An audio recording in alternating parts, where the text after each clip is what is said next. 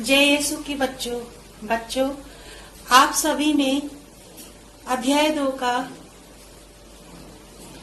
2 सजीव प्राणी के बारे में पढ़ा और जाना। पिछले सेशन में, पिछली वीडियो में आपने देखा कि किस तरह से ईश्वर ने सजीव प्राणी बनाए, किस तरह से ईश्वर ने हमारे लिए जानवर बनाए, चिड़ियाएं बनाई, जीव जंतु बनाए, पेड़ पौधे बनाए। तो बच्चों, ये सभी चीजें हमारे लिए, हमारे जीवन में बहुत ज्यादा अहमियत रखती हैं।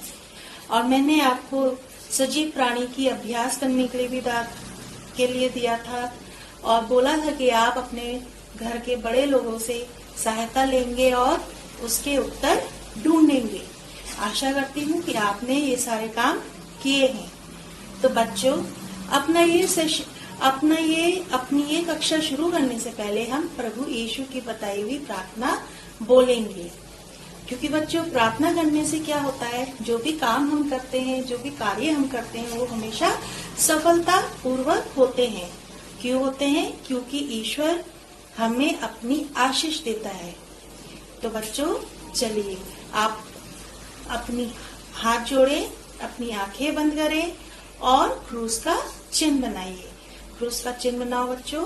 पिता, पुत्र, पवित्र आत्मा के नाम पर आमीन। हे हमारे पिता, तू जो स्वर्ग में है, तेरा नाम पवित्र किया जाए, तेरा राज्य आवे, तेरी इच्छा जैसे स्वर्ग में है वैसे पृथ्वी पर पूरी हो। हमारा प्रतिदिन का आहार आज हमें दे और हमारे अपराध हमें क्षमा कर, जैसे हम भी अपने अपराधियों को क्षमा करते हैं। और हमें परीक्षा में ना डाल, किंतु बुराई से बचा। आमीन। क्रूस का चिन्ह पिता, पुत्र, पवित्र आत्मा के नाम पर आमीन।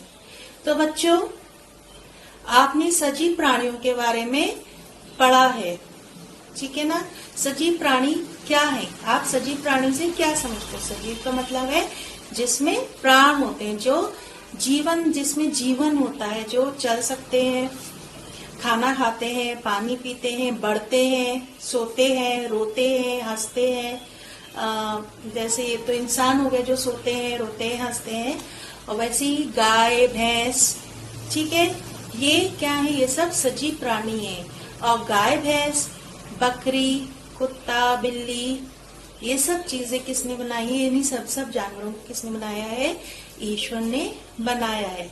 तो बच्चों, जैसे ये जानवर हैं, ये जानवर पेड़ों पे निर्भर करते हैं। गाय, भैंस, बकरी, ये क्या खाती है? घास खाती है। घास खाती है, चारा वो होता है अपना। तो गाय, भैंस जो जानवर है, ये पेड़ पौधों पे निर्भर करते हैं। उसी तरह से शेर हो गया, वो दूसरे जानवरों को मारता है। तो सभी सजीव प्राणी एक दूसरे पर निर्भर करते हैं, ठीक है? तो सजीव प्राणी जब एक दूसरे पर निर्भर करते हैं, तो क्या है, हमें इन सब लोगों को देखभाल करनी चाहिए, इन सब चीजों की देखभाल करनी चाहिए। उसी तरह से निर्जीव वस्तुएं जो है, वो भी हमारे लिए बहुत ज्यादा अहमियत रखती हैं, ठीक है? क्योंकि हमें पानी भी चाहिए, सूरज भी चाहिए, चांद भी चाहिए, हरियाली भी चाहिए, हरी भरी धरती चाहिए। तो हमें ये सब चीजें संभाल के रखनी चाहिए। अब बच्चों, हमारे अभ्यास में सजीव प्राणी के अभ्यास, मैंने आपको कहा था अभ्यास करेंगे, एक्सरसाइजेस करने के लिए दी थी। आशा करती हूँ कि आपने की होगी, उसके बारे में सोच विचार भी किया होगा, ठीक है? तो बच्चों, मैं अब आपको उन सभी अभ्यासों के आंसर्स बताऊंगी, जो एक्सरसाइजेस मैंने आपको दी थी उसके आंसर बताऊंगी। पहली एक्सरसाइज जो दी थी मैंने आपको अभ्यास दी थी करने के लिए, वो था सजीव प्राणी और निर्जीव वस्तुओं को अलग अलग छाट के लिखना। तो अब मैं आपको आंसर बताती हूँ, ठीक है? देखिए, पत्थर, मैंने आपको पत्थर, तोता, पानी, अग्नि, हाथी, पहाड़, मछली, गाय, फूल, समुद्र, बालू, चंद्रमा, पेड़, घोंगा, हवा, बिल्ली, ये सारे शब्द दिए थे और बोला था कि इन शब्दों को आप सजीव प्राणी में और निर्जीव वस्तुओं में लिखेंगे, ठीक है ना? तो आप इनको सजीव प्राणी और निर्जीव प्राणी में, निर्जीव वस्तुओं में लिखेंगे। और देखिए ये आपकी जो किताब है, इस किताब में जो आपकी श्रृंखला 2 है, इसमें पेज नंबर 6 में आपको ये एक्सरसाइजेस दी हैं। आप इन एक्सरसाइज, अगर आपके पास किताब है तो आप किताब में करेंगे और साथ ही इसको कॉपी में भी लिखेंगे। ठीक है, पेज नंबर 6 में है ये एक्सरसाइज। अब देखिए पत्थर क्या है? निर्जीव वस्तु है। तोता क्या है? सजीव प्राणी। पानी निर्जीव वस्तु में आएगा। अग्नि निर्जीव वस्तु है। हाथी है सजीव प्राणी। पहाड़ है आपका निर्जीव वस्तु। ठीक है, फिर मछली हो गई। मछली क्या है? सजीव प्राणी है। गाय सजीव है क्योंकि गाय में जान है। फूल भी सजीव है। समुद्र क्या है आपका? निर्जीव वस्तु है। बालू हो गया निर्जीव वस्तु। चंद्रमा निर्जीव में आएगा। पेड़ सजीव में आएगा। घोंघा सजीव में आएगा। हवा निर्जीव में लिखेंगे आप, और बिल्ली लिखेंगे सजीव में। समझ में आया आपको? अब देखिए, फिर उसके बाद दूसरी एक्सरसाइज जो दी थी आपको वो है सही और गलत। सही में आप सही वाला चिन्ह लगाएंगे और गलत में आप गलत का चिन्ह लगाएंगे। ठीक है, तो कूड़े, पहला वाक्य जो था आपका, पहला सेंटेंस जो था वो क्या था? कूड़े करकट को सब जगह फेंकना चाहिए। जो भी कूड़ा होता है उसको हमें सब जगह फेंकना चाहिए? नहीं, हमें सारा कूड़ा एक डस्टबिन में डालना चाहिए। ठीक है, तो ये क्या है आपका? गलत वाक्य है। फिर मछली, तोता, कुत्ता जैसे पालतू जानवरों को घर में पालना अच्छा है। वैसे तो बहुत अच्छा है अगर आप जानवर पालते हो, उनकी देखभाल करते हो, लेकिन इन जानवरों को खुले में रहना ज्यादा अच्छा लगता है। जैसे मछली हो गई, आप एक्वेरियम में रखते हैं, लेकिन क्या होता है, कभी पानी नहीं होता है, बदलता है, कभी उनको जो खाना चाहिए होता है वो खाना नहीं दे पाते हैं हम। तो हमें क्या करना चाहिए? हमें मछली को कभी भी नहीं पालना चाहिए। मछली की सही जगह कौन सी है? नदी है या समुद्र है। उनको खुली वादियों में रहना चाहिए और अपने जो भी है, जितना भी झुंड है उनका, उनके साथ ही रहे, तभी वो लंबे समय तक जीवित रहती है। वैसे तोता है, तोते को हम छोटे से पिंजरे में रख देते हैं, क्या होता है? फिर तोता उड़ नहीं पाता है। तो ईश्वर ने तोते के लिए खुला आसमान बनाया है। तो आपको क्या करना है? तोते को पिंजरे में बंद मत रखिए, पर उसको खुले आसमान में घूमने दीजिए। कुत्ता है, कुत्ते को हम पालते हैं, पर हमें कुत्ते की अच्छी तरह से देखभाल करनी चाहिए। ठीक है ना? तो और जो जानवर हैं, पालतू जानवर होते हैं, उनको पालना अच्छी बात है, पर तो बच्चों, घर के बगीचे में जो फूल के पौधे या बेल होती है, हमें उगाना नहीं चाहिए। ये वाक्य क्या है? ये गलत है। हमें फूल, पौधे, बेल, पेड़ और भी ज्यादा उगाने चाहिए, जिससे कि हम इस पृथ्वी को और भी सुंदर बना सके। ईश्वर ने हमें सुंदर पृथ्वी दी है, सुंदर धरती दी है, तो हमें उसमें पेड़ पौधे काटने नहीं चाहिए, पर उसमें और भी पेड़ पौधे उगाने चाहिए। घर में गमले लगाने चाहिए, क्यारी बनानी चाहिए, जिससे कि हमारी धरती और भी हरी भरी हो जाए। तो ये सेंटेंस क्या है? ये भी गलत है। फिर गली के कुत्तों को पत्थर फेंक के मारना गलत बात है। कभी भी किसी भी जानवर, चाहे वो कुत्ता है, बिल्ली है, गाय है, हमें किसी भी जानवर को पत्थर नहीं मारना चाहिए। तो ये सेंटेंस भी क्या है? ये भी गलत है। ठीक है बच्चों, अब तितलियों को पकड़कर उनके पंख तोड़ना अच्छा है? बिल्कुल भी नहीं। अगर आप तितली पकड़ते हो, उसके पंख तोड़ते हो, तो क्या होता है? उसके पंख तोड़ते ही तितली मर जाती है, उसको दर्द होता है। उसी तरह से जैसे कि आपको कोई मारता है, पीटता है, आप गिरते हो, आपका हाथ टूटता है, आपको दर्द होता है ना, उसी तरह से तितलियों को भी दर्द होता है। तो हमें उनके पंख नहीं तोड़ने चाहिए। फिर एक घर के आसपास सफाई रखनी चाहिए। तो बच्चों हम अच्छी बात है कि हमें घर के आसपास सफाई रखनी चाहिए। सफाई रखने से क्या होता है, बीमारियां नहीं होती हैं, जर्म्स नहीं फैलते हैं। तो हमें अपने घर के आसपास सफाई रखनी चाहिए। ये सब चीजें बहुत जरूरी है। तो बच्चों जो भी है ये दोनों एक्सरसाइजेस आप अपनी किताब में भी लिखेंगे और अपनी कॉपी में भी लिखेंगे। तो बच्चों आशा करती हूँ कि आपको सजीव प्राणी और निर्जीव वस्तुएं अच्छी तरह से समझ में आ गई। अब हम बच्चों इसके बाद अब आपने सजीव प्राणी के अभ्यास भी कर ली है, निर्जीव वस्तुओं की भी अभ्यास कर ली है। अध्याय 1 और अध्याय 2 इनकी एक्सरसाइजेस आपने कर ली हैं। तो आशा आपसे यही कहूंगी कि आप इनको अपनी नोट कॉपीज में भी लिखिएगा और जो भी वाक्यांश मैंने पढ़े हैं, आपको बताए हैं, आपको सुनाए हैं, आप वो भी याद करेंगे और उन्हें भी अपनी कॉपी में लिखेंगे। ठीक है। तो बच्चों आज हम अध्याय 3 की ओर बढ़ेंगे। अध्याय 3 क्या है? मनुष्य ईश्वर की सबसे सुंदर रचना। अध्याय 3 क्या है आपकी? मनुष्य ईश्वर की सबसे सुंदर रचना। ठीक है बच्चों। तो अध्याय 3 में क्या है अब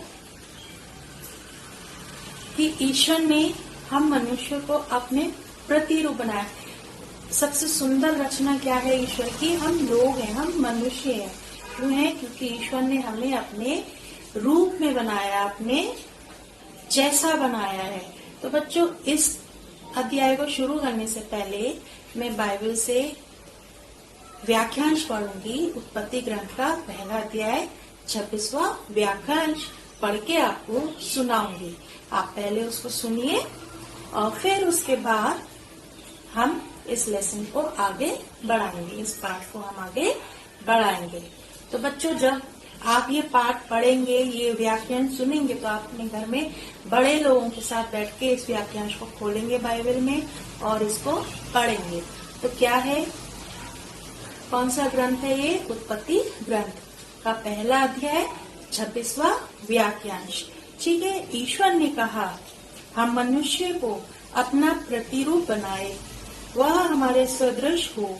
वह समुद्र की मछलियों, आकाश के पक्षियों, घरेलू और जंगली जानवरों और जमीन पर रेंगने वाले सब जीव जंतुओं पर शासन करे। एक बार फिर से मैं आपके लिए व्याख्यांश पढ़ूंगी, आप ध्यान से सुनिए और इसको याद भी करेंगे और अपनी कॉपी में भी लिखेंगे। तो फिर से पढ़ रही हूँ, ध्यान से सुनिए। ईश्वर ने कहा, हम मनुष्य को अपना प्रतिरूप बनाए, वह हमारे सदृश हो। वह समुद्र की मछलियों, आकाश के पक्षियों, घरेलू और जंगली जानवरों और जमीन पर रेंगने वाले सब जीव जंतुओं पर शासन करे। तो बच्चों इस वाक्यांश में क्या है कि ईश्वर ने क्या कहा कि ईश्वर ने हम मनुष्यों को अपना प्रतिरूप बनाया। प्रतिरूप मीन्स अपने जैसा बनाया। सबसे पहले ईश्वर ने किसको बनाया? आदम और ईव को, जो हमारे माता पिता, आदि माता पिता है। आदम एडम हो गया, ईव हुए हेवा। तो ईश्वर ने आदम और ईव को बनाया। ठीक है। आदम और हेवा को बनाया, एडम एंड ईव को बनाया और फिर उनसे हम लोग उत्पन्न हुए, हम लोग पैदा हुए। तो ईश्वर ने हम सबको अपने प्रतिरूप बनाया, अपने जैसा बनाया है। तो हमें एक दूसरे का सम्मान करना चाहिए, हमें एक दूसरे से प्यार करना चाहिए। गरीबी, अमीरी, रंग, रूप कुछ भी नहीं देखना चाहिए, बस एक जैसा व्यवहार करना चाहिए। ये नहीं सोचना चाहिए कि वो अमीर है या वो गरीब है। जैसे कि आपके घर के पास कोई गरीब भी आता है तो क्या होता है, हम उसको भगा देते हैं ना, जाओ जाओ करते हैं। हमें ऐसा नहीं करना चाहिए, बल्कि उसको कुछ खाने के लिए या कुछ पैसे या कुछ कपड़े, जो भी आपके पास है, आप दान देना चाहते हो, आप उनको दे सकते हो। ठीक है ना बच्चों? तो बच्चों देखिए, आप ईश्वर ने हम मनुष्यों को क्यों बनाया? ताकि हम जो ये सजीव प्राणी हैं और जो निर्जीव वस्तुएं हैं, इन पे शासन कर सके, इनके ऊपर राज्य कर सके। ईश्वर ने हमें इजाजत दी है, हमें परमिशन दे रखी है कि हम जो भी चीजें ईश्वर के द्वारा बनाई हुई है उनके ऊपर राज्य करें, उन पर शासन करें। तो बच्चों, जो भी चीजें ईश्वर ने बनाई है, निर्जीव वस्तु, सजीव प्राणी, इन सब की हमें बहुत अच्छी तरह से देखभाल करनी चाहिए। इनको अच्छी तरह से रखना भी चाहिए ताकि हम ईश्वर के वरदान को बर्बाद ना होने दें। अब बच्चों देखिए, हम मनुष्य हैं, हम लोग हैं, ईश्वर के प्रतिरूप हैं। ईश्वर ने हमें अपना जैसा बनाया है, तो हमें क्या करना चाहिए? हमें इस अपने आप को और दूसरे लोगों को खूब इज्जत देनी चाहिए, सम्मान देना चाहिए, ताकि हम ईश्वर को कभी भी दुखी ना होने दें। हमें एक दूसरे से प्यार करना चाहिए, लड़ाई झगड़ा नहीं करना चाहिए, बल्कि एक दूसरे की इज्जत करनी चाहिए। जैसे कि आपकी क्लास में अगर कोई बच्चा है, उसको पढ़ना नहीं आता है, लिखना नहीं आता है, या उसके पास खाना नहीं है, पानी नहीं है, तो आपको क्या करना चाहिए? उसकी सहायता करनी चाहिए। अगर आप पढ़ने में अच्छे हो, उस बच्चे को पढ़ना नहीं आता तो आपको उसको पढ़ना सिखाना चाहिए। अगर किसी बच्चे के पास कॉपी नहीं है, पेंसिल नहीं है, तो आपको उसको देना चाहिए ताकि वो अपना काम पूरा कर सके। तो बच्चों, जिस तरह से ईश्वर ने हमें सब कुछ दिया है, उसको हमें ईश्वर को धन्यवाद भी देना चाहिए और उसके बनाए हुए सृष्टि को बहुत अच्छी तरह से रखना भी चाहिए। और जो दूसरे लोग होते हैं, उनको भी सम्मान देना चाहिए, इज्जत देनी चाहिए, रंग रूप पे नहीं जाना चाहिए। ये नहीं सोचना चाहिए कि वो काला है, हम उससे बात नहीं करते, वो गोरा है, हम उससे बात करेंगे। हमें ऐसा कभी भी नहीं सोचना चाहिए। अब बच्चों, मैं आपको एक चित्र दिखा रही हूँ। आप इस चित्र में क्या देख सकते हैं? आपको क्या दिखाई दे रहा है इस चित्र में? एक आदमी और औरत, आदमी और औरत, और उनके पीछे क्या दिख रहा है आपको? चिड़ियाएं दिख रही हैं, पहाड़ दिख रहे हैं, पेड़ पौधे दिख रहे हैं। तो आप ये देखिए, आदमी और औरत में आपको क्या समानता नजर आ रही है? क्या दिख रहा है एक जैसा? कि ईश्वर ने आदमी और औरत को एक जैसा बनाया है। ठीक है, आपके पापा मम्मी हो गए, पापा मम्मी दादा दादी, ये सब कैसे हैं? ये सब एक जैसे हैं, एक जैसे इंसान हैं। तो हमें क्या करना चाहिए? पापा को मम्मी की इज्जत करनी चाहिए, मम्मी को पापा की इज्जत। आपकी अगर बड़ी बहन है, छोटी बहन है, तो आपको उनकी इज्जत करनी चाहिए। अगर आपके भाई हैं, छोटे बड़े, तो आपको उनकी इज्जत भी करनी चाहिए। सबसे बड़ी क्या है कि हमें ईश्वर के वरदानों की तौहीन नहीं करनी चाहिए। उसको क्या कहते हैं, उसको बिल्कुल ये नहीं सोचना चाहिए कि बेकार है, सब चीजें अच्छी हैं, सब लोग अच्छे हैं। तो आपको, अगर आप किसी भी इंसान को के बारे में कुछ भी गलत बोलोगे, सोचोगे ये गंदा है, ऐसा नहीं है, वैसा है, तो ये क्या होगा? आप ईश्वर की तौहीन कर रहे हो, आप ईश्वर को नाराज कर रहे हो। तो हमेशा ये कोशिश करिए कि आप सभी मनुष्यों की इज्जत करें, चाहे वो कैसा भी हो, अमीर गरीब, छोटा बड़ा, मोटा पतला, काला गोरा, गरीब, ठीक है, भिखारी हो, हमें इन सब की इज्जत करनी चाहिए।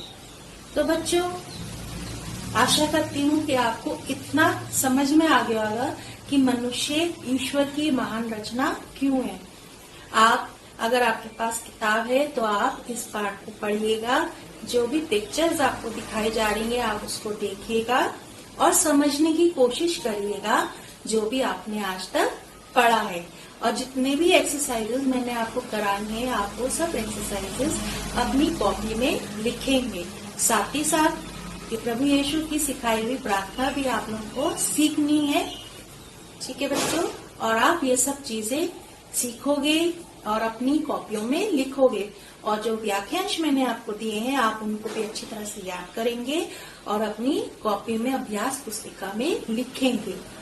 तो बच्चों, अब आपसे नेक्स्ट सेशन में मिलूंगी और पूछूंगी भी कि आपने क्या सीखा है, क्या नहीं सीखा, क्या आपको समझ में आया, क्या समझ में नहीं आया।